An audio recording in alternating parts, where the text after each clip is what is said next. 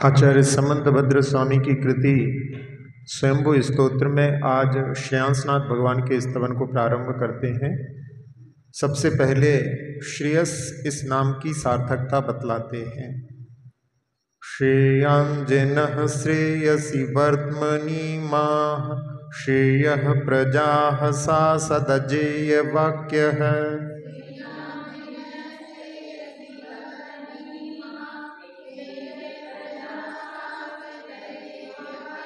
भवांश्चकासे भुवनत्रयेऽस्मिन् नेको यथावीत घनो विवस्वान्।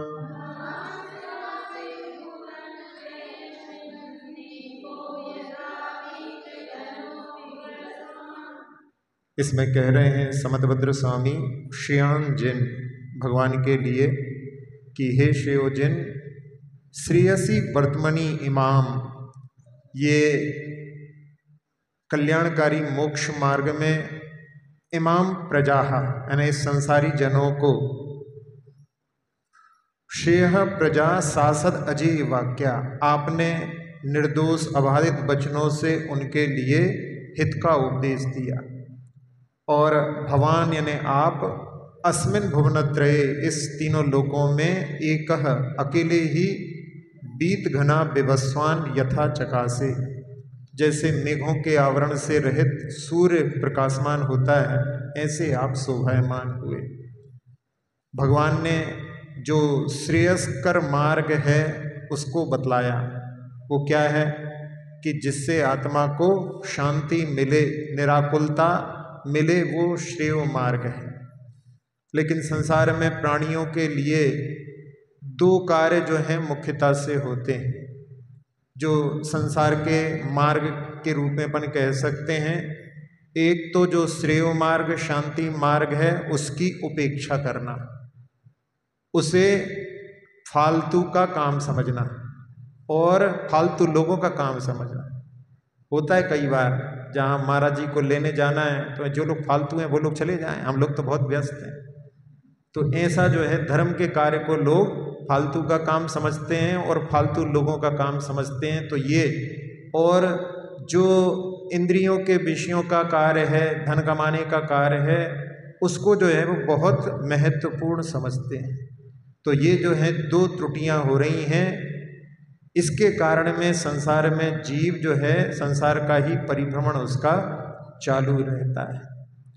और जहाँ जीव जो रहता है विषयों के साधन में तत्पर रहता है और मन को बहलाने के कार्यों में वो महत्व देता है, तो उसके माध्यम से जीवन जब बीत जाता है तब उसको लगता है कि अपन किन कार्यों में उलझे रहे।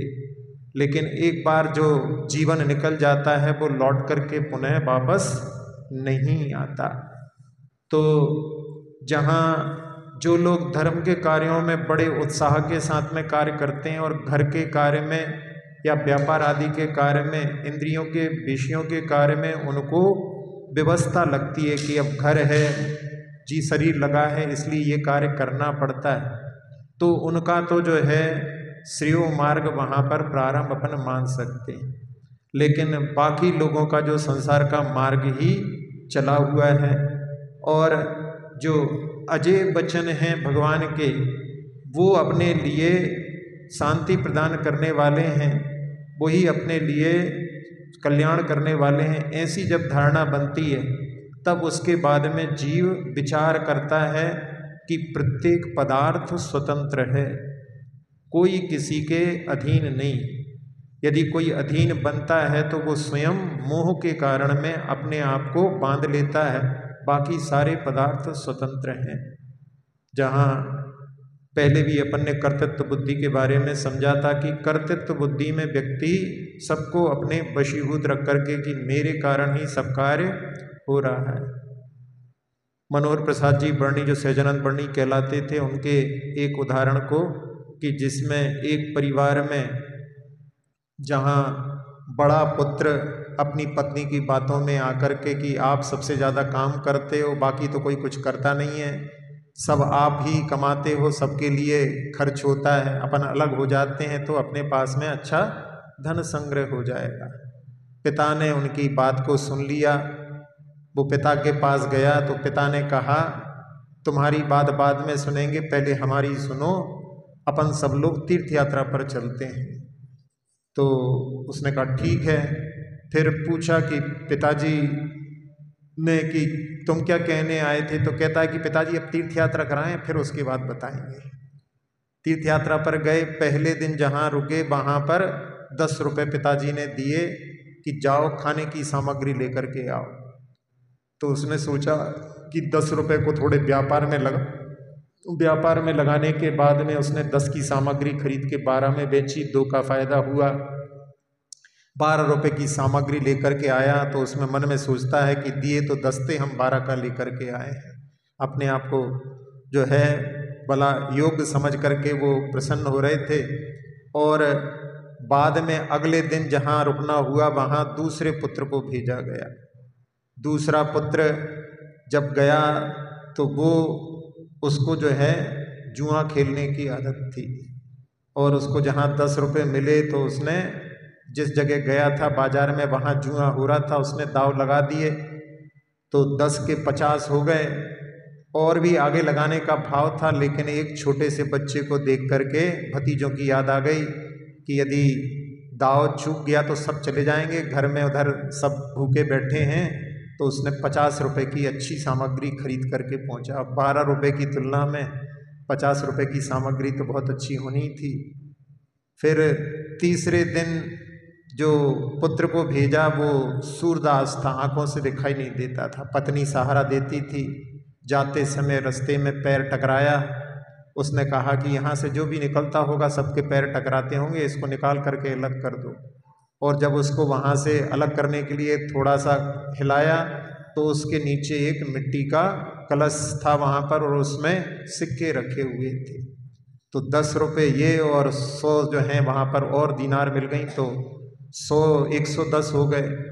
और उस 110 में तो और अच्छी जोरदार सामग्री लेकर के वो वहाँ पर पहुँचा। बड़ा भाई सब देख रहा है। फिर चौथे दिन जिसको भेजा वो भगवान का भक्त था, बहुत दिनों के बाद में मंदिर मिला था तो भगवान की आराधना करने गया और ऐसा तल्लीन हो गया उसमें कि उसको कुछ फिक्र ही नहीं रही। अक्सर होता है लोग भगवान की भक्ति आराधना में लग जाते हैं तो घर वाले उलाहना देते हैं, तुम तो अब वहीं पर जो है रहा करो, यहाँ पे आती काय को, वहीं पे ले जाओ बिस्तर, वहीं पे रहा करो। तो वो वहाँ लगा रहा। तो जो रक्षक देव थे उनने सोचा कि घर पे सब भूखे बैठे हैं, सब लोग परेशान हो रहे हैं, और इनके लिए कि इनकी आराधना को लहाना ना मिले, तो उसने विक्रिया से उनका रूप बना करके और अच्छी दिव्य सामग्री लेकर के वहाँ पहुँचा। उन्होंने स्वयं खाया और आस पड़ोस के लोगों को सबको खिलाया। उसके माध्यम से जब पूरी यात्रा संपन्न हुई तो पिता ने फिर पूछा। तब तक बड़े भाई का जो अहंकार था, कर्तृत्व बुद्धि थी, वो दूर हो चुकी थी। तो ऐसी जहाँ कर्तृत्व बुद्धि से जो ग्रसित रहता है वो धर्म के स्वरूप को नहीं समझने के कारण ही होती है। और जो भगवान के वाक्यों को सुन करके, निर्दोष वाक्यों को सुन करके कर्तृत्व बुद्धि से दूर हो जाता है, तब उस समय में उसका जीवन कुछ अलग दिशा में चलता है। और जहाँ धर्म के मार्ग पर चलने वाले जो लोग रहते हैं उनका साहस अलग होता है। जहाँ सब लोग एक दिशा में जा रहे हैं वहाँ पर सब लोग उसको वहाँ कहते हैं कि ये जो है तुम ठीक नहीं कर रहे हो, ऐसा जो है उसके लिए अपनी जो है जो मजाद होती है उसमें शामिल करने के लिए, अपने अपने वर्चस्व को बढ़ाने के लिए उसको बहलाने का प्रयास करने वाले बहुत होते हैं, लेकिन वो कोई की परवाह नहीं करता। और इस प्रकार से जब वो आगे बढ़ता है तो उसके माध्यम से जो भगवान ने बताया हुआ मार्ग है उसके आनंद को वो प्राप्त कर लेता है। और जहाँ कहा है कि भगवान जैसे बिना बादलों के सूर्य शोभायमान होता है, ऐसे आकाश में शोभायमान हो रहे हैं। तो यहाँ पर भगवान ने उस जो कर्मों का आवरण है उसको दूर कर लिया है। अपने पास में भी वो सूर्य है लेकिन वो कर्मों के आवरण से दबा हुआ है। तो इसके माध्यम से कि हमारे पास में भी ऐसी जो है सामर्थ्य है, तो वो एक शक्ति के रूप में अपने अंदर विद्यमान है। और जहाँ भक्ति तो जो है सभी लोग करते हैं, सभी लोग भक्त होते हैं, भक्तों के कई प्रकार होते हैं, कोई धन का भक्त होता है, कोई जो है स्त्री पुरुषों का भक्त होता है, कोई पुत्र का भक्त होता है। तो बिरले ही जो हैं वो धर्म के भक्त होते हैं, जो भगवान की जो अबाधित वचनों को सुन करके और उस कल्याणकारी मार्ग में जो हित का उपदेश उन्होंने दिया है उसमें चलने वाले होते हैं। अब आगे विधि और निषेध की मुख्यता और गौणता का प्रतिपादन करते हैं। विधिर्विषक्त प्रतिषेध रूप प्रमाणमत्रान्यतरत् प्रधानम्।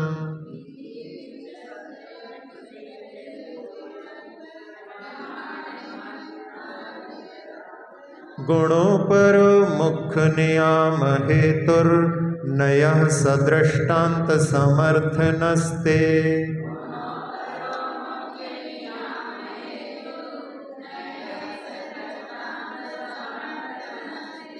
हाँ, अब इस काव्य में कह रहे हैं कि विषक्त प्रतिषेध रूप जो विधि प्रतिषेध के युक्त होती है और प्रमाणम यही प्रमाण है जो दोनों को ग्रहण करता है, और इसमें अत्र अन्यतर प्रधानम इन दो में से एक प्रधान होता है और गुणः अपरः दूसरा जो है अप्रधान गौण हो जाता है।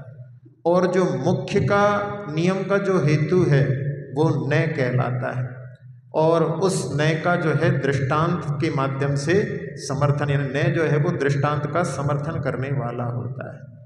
तो यहाँ जो विधि प्रतिषेध से युक्त होती है तो उसमें क्या है कि जीव नित्य भी है और अनित्य भी है, यानी विधि हो गई कि जीव नित्य है और प्रतिषेध यानी जीव अनित्य है। तो किसके माध्यम से? द्रव्य दृष्टि से जीव नित्य है और पर्याय दृष्टि से जीव अनित्य है। अब इसमें जो कारण है वो पदार्थ में ऐसी शक्ति होती है, यानी उसके पास में द्रव्य भी है और पर्याय भी है, क्योंकि अपन जानते हैं कि जो द्रव्य होता है उसमें नई नई पर्याय निकलती हैं। तो जहाँ पर्याय से शून्य कोई द्रव्य हो, ऐसा कोई भी द्रव्य नहीं होता जिसमें पर्याय ना निकले। और यदि उसको इस प्रकार से मानते हैं तो फिर वहाँ पर उसकी जो है उपलब्धि कुछ नहीं होती, वहाँ पर शून्यता का ही वातावरण रहता है।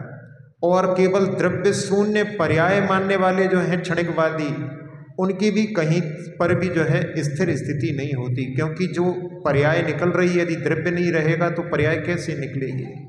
तो यहाँ प्रत्येक पदार्थ जो होता है वो द्रव्य पर्यायात्मक होता है, और उसमें जहाँ जब एक दृष्टि से उसको देखते हैं तो वो वहाँ पर द्रव्य दृष्टि हो जाती है, और जहाँ पर यदि पर्यायों की ओर अपन दृष्टि नहीं डाल रहे हैं उस समय में तो वो निषेध हो जाएगा उसका।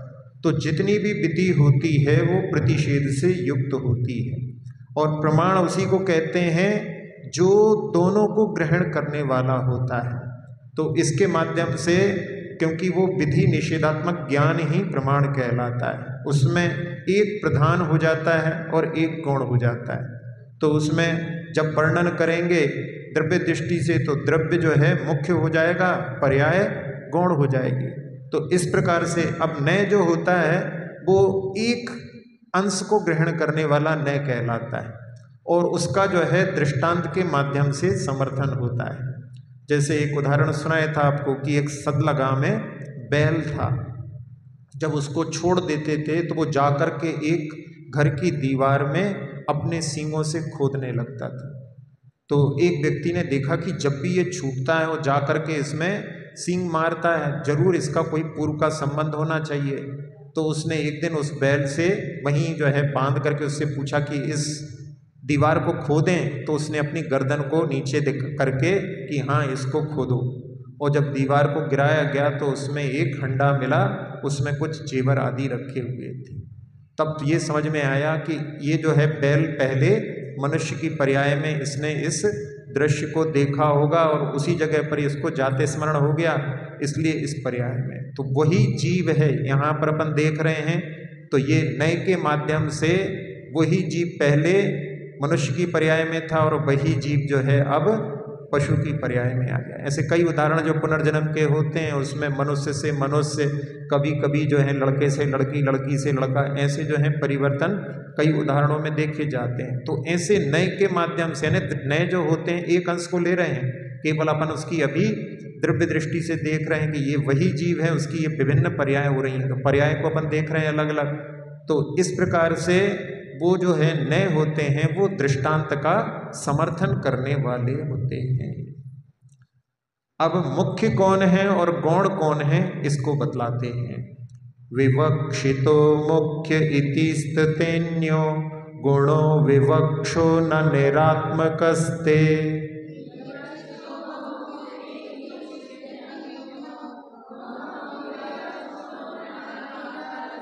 तथारिमित्रानुभयादिशक्तिर्द्वयावधिः कार्यकरं हि वस्तु।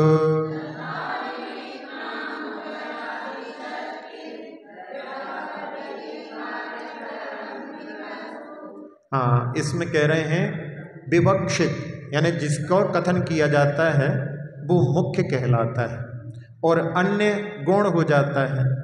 तो उसमें जिसकी अविवक्षा है उसका निरात्मक नहीं है, यानी उसको हटाने वाला नहीं है। और वस्तु जो होता है, एक ही वस्तु में वहाँ पर शत्रु, मित्र और अनुभय आदि शक्तियों से वो युक्त होता है। इस प्रकार से दोनों प्रकार यानी द्रव्य और पर्याय रूप मर्यादा है, उसी के माध्यम से वस्तु कार्यकारी होती है। तो यहाँ सबसे पहले विवक्षा, विवक्षित किसे कहते हैं? वक्तुम इच्छा इति विवक्षा, कहने की जो इच्छा होती है उसको विवक्षा कहते हैं। तो उसमें जिसका अपन कथन कर रहे हैं वो मुख्य हो जाता है, और जिसका कथन नहीं कर रहे हैं वो गौण हो जाता है। जैसे कमरे में दो दीवारें हैं, अपन एक दीवार को देख रहे हैं, तो एक दीवार को देख रहे हैं तो वो मुख्य हो गई, और जो दूसरी को नहीं देख रहे हैं वो गौण हो गई, उसकी ओर पीठ है। लेकिन ऐसा तो नहीं है कि वो है ही नहीं है, तो वो जो है उसके निरात्मक नहीं होते, ये कहने का अर्थ है। और यहाँ जिसको मुख्य बनाया जा रहा है, यदि अपन ऐसा माने कि वो नहीं है, यानी जो इसको अपन ने वर्णन नहीं किया गौण है उसका वो नहीं है, तो फिर उसके अभाव में जो सामने है वो भी नहीं रहेगा, क्योंकि दीवालों के आधार पर ही ऊपर जो है छत खड़ी हुई है, तो फिर वहाँ पर वो घर ही नहीं रहेगा जहाँ पर दीवारें नहीं रहेंगी। तो इस प्रकार से यदि उनको दोनों को मानते हैं, यानी मुख्य और गौण दोनों को मानते हैं, तभी जो है पदार्थ की सही व्यवस्था बनती है। इसलिए प्रत्येक पदार्थ जो है द्रव्य पर्यायात्मक होता है, यानी यदि द्रव्य का वर्णन कर रहे हैं तो द्रव्य में ही पर्याय निकलेगी, और पर्याय जिसकी निकल रही हैं वो द्रव्य में ही निकलेंगी। इसलिए प्रत्येक पदार्थ जो है अनेकांतात्मक सिद्ध होता है, यानी अनेक गुणों से युक्त होता है, और वही वस्तु होता है। और वस्तु किसको कहते हैं? जिसमें कोई कार्य घटित होता है। तो इसीलिए उसको वहाँ पर, यानी जिसमें अर्थ जो है, अर्थ क्रिया जिसमें संभव होती है वो ही जो है वस्तु कहलाती है, यानी जो कुछ कार्य करे। तो इसलिए, लेकिन जहाँ पर केवल सामान्य यानी केवल द्रव्य को माने, जिसमें पर्याय नहीं निकल रही है, तो फिर वहाँ पर कोई भी अर्थ क्रिया नहीं होगी, क्योंकि संसार में ऐसी कोई चीज़ होती नहीं है जिसमें कोई परिवर्तन ना हो। और जो द्रव्य शून्य पर्याय निकलेगी, क्षण क्षण भर में उत्पन्न होकर के नष्ट हो जाती है, तो वो भी जो है वहाँ पर जब द्रव्य ही नहीं है तो एक एक क्षण में पर्याय कैसे निकलेगी? तो इस प्रकार से वो भी जो है कार्यकारी नहीं होती है। तो ये द्रव्यत्व शक्ति और पर्यायत्व शक्ति, ये दोनों शक्तियों से युक्त द्रव्य होता है। अब इसमें एक उदाहरण दिया है कि जैसे कोई व्यक्ति है, वो किसी का मित्र है और वही किसी का शत्रु भी है। एक व्यक्ति है, किसी की अपेक्षा से वो मित्र है और किसी की अपेक्षा से शत्रु है, और तीसरे व्यक्ति की अपेक्षा से वो तटस्थ है, ना उसका मित्र है ना शत्रु है। तो ये एक ही व्यक्ति में इस प्रकार की विभिन्न प्रकार की शक्तियाँ अलग अलग दृष्टि से हो जाती हैं। ऐसे ही यहाँ पर जो पदार्थ है उसमें पर्याय की भी शक्ति है और द्रव्यत्व की भी शक्ति है। तो ऐसे जो हैं प्रत्येक पदार्थ में दोनों प्रकार की जब स्थितियाँ होती हैं, यानी वहाँ पर पर्यायात्मक भी होता है और द्रव्यात्मक भी होता है, तभी वो कार्यकारी होता है। तो इसके लिए वही कहा कि उसी प्रकार से जहाँ पर द्रव्य और पर्याय रूप मर्यादा होती है, उसी मर्यादा का आश्रय करके वस्तु कार्यकारी होती है। अब आगे दृष्टांत की उपयोगिता सिद्ध करते हैं। दृष्टांत सिद्धा उभयोर्विवादे साध्यम प्रसिद्धेन तु तादृगस्ति।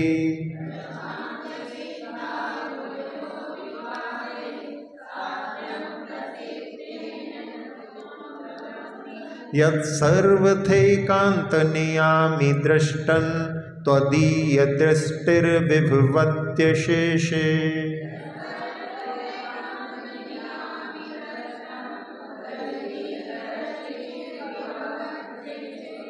हाँ, अब यहाँ पर उभयो यानी वादी और प्रतिवादी के बीच में विवाद होता है, तो उसमें दृष्टांत सिद्धौ यानी उदाहरण की सिद्धि होने पर साध्यम प्रसिद्धेत यानी साध्य अच्छी तरह से सिद्ध हो जाता है। लेकिन तादृक न दृष्टम अस्ति, ऐसा कोई दृष्टांत देखने में नहीं आता जो सर्वथै एकांत नियामी यानी एकांतवाद का समर्थन करने वाला कोई दृष्टांत संसार में दिखाई नहीं देता। इसलिए त्वदीय दृष्टि अशेषे विभवती, इसलिए भगवान आपका अनेकांत मत समस्त साध्य साधन और दृष्टांत में अपना प्रभाव डाले हुए है। तो यहाँ द्रव्य और पर्याय में जब विवाद होता है तो कोई वस्तु को सर्वथा नित्य मान रहा है, तो उनसे पूछते हैं कि भैया ऐसा कोई एकाध उदाहरण तो बताओ कि जो चीज़ आपको जिसमें कोई भी परिवर्तन नहीं होता हो। संसार में तो एक भी चीज़ ऐसी नहीं दिखती, कोई भी चीज़ हो, गहना भी आप अपने उसमें बंद करके रखते हो तो उसमें नए जैसे गहना लेकर के आए थे, कई सालों बाद उसमें थोड़ा बहुत तो परिवर्तन देखने में आता ही है। तो जब कोई चीज़ कूटस्थ नहीं है, फिर आप कैसे मानते हो कि सब चीज़ें जो कुछ परिवर्तन दिखाई दे रहा है वो सब माया है? ऐसे कहने से काम नहीं चलेगा। तो इसलिए उनसे कहते हैं कि ऐसा कोई उदाहरण तो मिले जिसके माध्यम से, और ना कोई ऐसी युक्ति दे पाते हैं कि जिसके माध्यम से उनकी बात जो है वहाँ पर अर्थक्रियाकारी बने, यानी कोई वस्तु ऐसी हो जिसमें कार्य भी घटित हो और उसमें कोई परिवर्तन भी ना हो, यानी वो कूटस्थ रहे। तो इस प्रकार से यहाँ पर लेकिन भगवान का जो दर्शन है वो वहाँ पर सिद्धांत समस्त समाधानों को करने वाला है, और उसके माध्यम से क्योंकि एकांत दर्शन का निषेध किए बिना, क्योंकि वो एकांत दर्शन है उनका निषेध युक्ति युक्त है, क्योंकि मूल में दोनों बातें हैं, यानी जो सत है वह भी सत रहे और साथ साथ में उसमें परिवर्तन भी होता रहे। तो इस प्रकार से यहाँ पर संसार में कहीं पर भी कोई ऐसे उदाहरण नहीं मिलते हैं। इसलिए भगवान आपका ही जो मत है वो जो है सब जगह अपना प्रभाव डाले हुए हैं। इसलिए भगवान के मत के द्वारा नयों के माध्यम से जो अन्य मत हैं उनको वहाँ पर कि आप ये बात कह रहे हो कि सब चीज़ें कूटस्थ हैं, हम भी मानते हैं, लेकिन उसको किस दृष्टि से? द्रव्य दृष्टि से। वो जीव वही है इस अपेक्षा से, लेकिन उसमें पर्याय में परिवर्तन होता है। और जो बौद्ध हैं वो उसको हर पल जो है उत्पन्न हो रहा है लेकिन पूर्व से कोई संबंध नहीं, ऐसा मानते हैं। तो उसमें पर्याय दृष्टि से हम भी परिवर्तन हो रहा है, लेकिन साथ साथ में उसमें ध्रुवता भी जुड़ी रहती है। तो इस प्रकार से उनको वहाँ पर समझा करके कि दृष्टांत के माध्यम से इसकी सिद्धि होती है। इसलिए भगवान आपका ही मत सब जगह प्रभाव डाले हुए हैं। अब एकांत का निषेध और अनेकांत की सिद्धि किससे होती है यह बतलाते हैं। एकांत दृष्टि प्रतिषेध सिद्धिर न्याये सुभिर्मोहर पुण्यरस्य।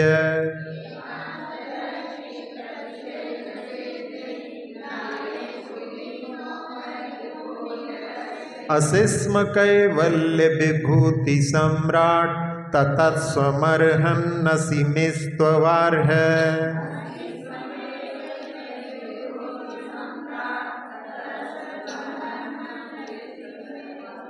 हाँ, यहाँ पर कह रहे हैं एकांत दृष्टि प्रतिषेधी, यानी एकांत दृष्टि के निषेध की सिद्धि न्याय इसु भी, न्याय बाणों के द्वारा होती है। और यानी आपने अनेकांत बाणों के द्वारा एकांतवादियों का निराकरण करके उन पर विजय प्राप्त की।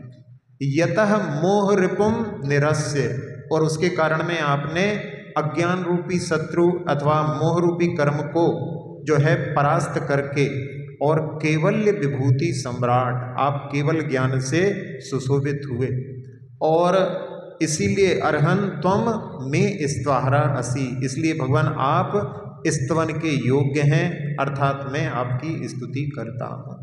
तो यहाँ एकांत दर्शन जो है उनका निषेध करने के लिए यहाँ पर मूल में बात यह है कि पहले भी जिसका वर्णन आया था कि जो भी सत है वह सदा रहता है और प्रति समय उसकी अवस्थाएं बदलती रहती हैं। बस ये मूल चीज़ दो हैं कि द्रव्य सत है लेकिन साथ साथ में उसमें परिवर्तन होता रहता है। जब सब तत्वों की सिद्धि आसान हो जाती है, यदि इन चीज़ को स्वीकार कर लें, तो वहाँ द्रव्य पर्याय में अब दोनों चीज़ों में से किसका भाव करें? दोनों का भाव नहीं कर सकते, क्योंकि यदि द्रव्य का भाव करते हैं तो फिर पर्याय की उत्पत्ति कैसे होगी, और यदि पर्याय का भाव कर देंगे तो ऐसा कोई उदाहरण देखने ही नहीं मिलता कि जो कूटस्थ एक ही अवस्था में रहे। इसलिए भगवान ने जो तत्व का वर्णन किया वो एकांत दृष्टि के निषेध के लिए किया। तो द्रव्य जिसके माध्यम से जब अपने लिए ये दृष्टि में आ जाता है कि ये जो है उसमें दोनों चीज़ें होती हैं, ऐसी कोई भी चीज़ नहीं है जिसमें द्रव्य के बिना पर्याय दिखाई दे और पर्याय के बिना द्रव्य दिखाई दे। कई बार जो है बच्चों को डराने के लिए हौवा आ जाएगा, हौवा सब चलता है वहाँ पे डराने के लिए, भूत बोलते हैं जैसे, तो ऐसे ही हौवा। तो हौवा जो है ना तो उसका कोई द्रव्य मालूम है ना उसकी कोई पर्याय मालूम, बस केवल चलता है, डराने के लिए बच्चों को बोल देते हैं। ऐसे ही जो आकाश के पुष्प होते हैं, आकाश के फूल, वो भी जो है उनका कोई ना द्रव्य ना कोई पर्याय। तो ऐसे जो है कुछ चीज़ों के लिए केवल बात चलती रहती है। तो जहाँ पर ना द्रव्य हो ना पर्याय हो, ऐसी जो है कोई चीज़ संसार में नहीं होती। नदी होती है, नदी के दो तट होते हैं, अब उस दो तटों में यदि एक तट को जो है हटा दिया जाए तो फिर नदी क्या रहेगी? दो तटों में ही नदी का बहना होता है। तो यहाँ यदि एक का भाव बताएं तो नदी की जो है व्यवस्था नहीं रहेगी। जैसे सिक्का होता है, सिक्के में भी दो पहलू होते हैं। तो ऐसे ही जो है एकांत जो दृष्टि है उसका जो है प्रतिषेध, जब हर चीज़ के दो पहलू होते हैं, द्रव्य और पर्याय होती हैं, तो इस प्रकार से जैसे कि क्रमबद्ध पर्याय का भी रहता है, क्रमबद्ध पर्याय होती है तो क्रमबद्ध पर्याय होती है तो अक्रमबद्ध पर्याय भी होती है, यानी दोनों चीज़ दो पहलू हर जगह होते हैं। तो उसके माध्यम से एकांत दृष्टि का जो निषेध करना वो युक्ति ही है, क्योंकि उसके माध्यम से ही समीचीन ज्ञान प्राप्त होता है। तो यहाँ पर भगवान ने एकांत दृष्टि का प्रसिद्ध यानी रोकने के लिए वहाँ पर न्याय रूपी बाणों के माध्यम से उसका निषेध करके और ज्ञान प्राप्त किया, और उस ज्ञान के माध्यम से फिर भगवान ने मोह का निराकरण किया। तो जो मोह राग द्वेष ये ही जीव के सबसे बड़े शत्रु हैं, कोई दूसरा शत्रु नहीं। ये शत्रु स्वयं जीव को परेशान करते हैं। कई बार जो है लोग दूसरों पर आरोपण लगाते रहते हैं कि वो जो है सामने वाला हमको परेशान कर रहा है। परेशान, पर का जो स्वामी बनता है वो ही परेशान होता है। ईशान का अर्थ स्वामी होता है। तो इसमें स्वयं ही जो है इस राग देश के माध्यम से व्यक्ति पीड़ित होता है। तो जब तक इस पर विजय प्राप्त नहीं करते, वो समीचीन ज्ञान के माध्यम से होती है, और जब समीचीन ज्ञान के माध्यम से अपने मोह पर विजय प्राप्त करते हैं तो भगवान ने उसके माध्यम से केवल ज्ञान को प्राप्त किया। और उस ज्ञान में जब उन्होंने बतलाया तो जो द्रव्य और पर्याय की दृष्टि से युक्त आत्मा निर्मल ज्ञान से युक्त होती है, और उसका निराकरण करके भगवान आपने केवल विभूति से युक्त सम्राट पद को प्राप्त किया। और आपके इस जो समीचीन ज्ञान है जिसके माध्यम से सर्वज्ञता के माध्यम से आपने जो प्राप्त किया है, उसको जब हमने जाना तो उसके माध्यम से हम भी जो है संसार और मोक्ष के स्वरूप को समझ करके आपका स्तवन करते हैं, क्योंकि हम भी आपके पथ पर चलने की भावना रखते हैं। तो भक्त जो होता है भगवान की आराधना करके उनके मार्ग पर कि भगवान आप ही स्तवन के योग्य हैं, स्तवन के योग्य हैं, मैं आपकी स्तुति करता हूँ। इस प्रकार से श्रेयांसनाथ भगवान की स्तुति इति श्री संकुल कूटता मुक्ति प्राप्ताय श्री शिवनाथ जनेन्द्राय नमो नमः।